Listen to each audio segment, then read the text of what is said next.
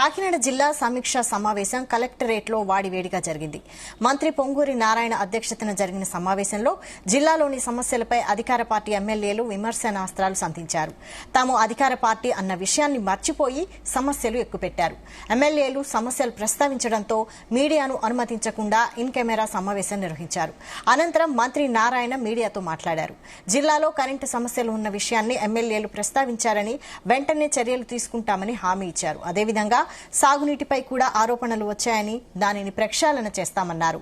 మాజీ ముఖ్యమంత్రి జగన్ 10 లక్షల కోట్లు అప్పు పెట్టి వెళ్లిపోవడంతో రాష్ట్రం దివాళా తీసింది అన్నారు.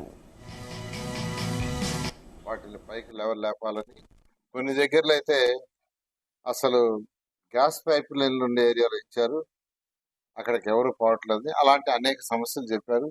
ఏదేమైనప్పటికీ కాన్ఫరెన్స్ వైజ్ యాక్చువల్ గా కూర్చొని డిస్కస్ చేస్తా ఉన్నారు.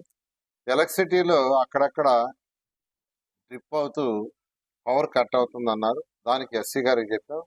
కలెక్టర్ గారు రేపు అసిస్టెంట్ ఇంజనీర్లు అందరూ రమ్మన్నారు.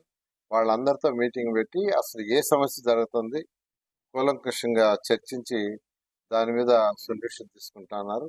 ఈ విధంగా ఈరోజు యాక్చువల్గా ఈ యొక్క కాకినాడ పార్లమెంట్ సంబంధించి అనేక విషయాలు డిస్కస్ చేశారు. వాటిలో మేజర్గా ఈ విషయాలు జరిగాయి.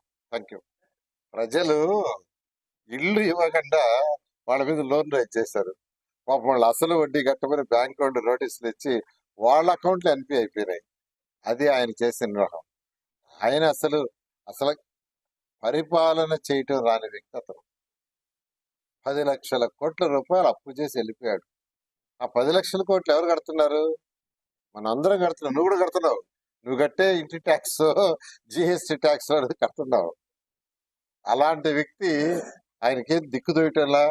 ఎందుకంటే నేను యాక్చువల్గా సుపరిపాలన ఎక్కడ తిరిగినా ప్రజలు చెప్తున్నది ప్రశాంతంగా ఉంది సార్, పరిపాలన ప్రశాంతంగా. ఫస్ట్ చెప్తున్నారు పరిపాలన ప్రశాంతంగా ఉంది, ఉండకుండా అది వచ్చేస్తుంది. తర్వాత సంక్షేమ పథకాలు అందుతున్నాయి సార్. అక్కడక్కడ చిన్న చిన్న ఉన్నాయి. ఈరోజు మా పార్టీ అధినేత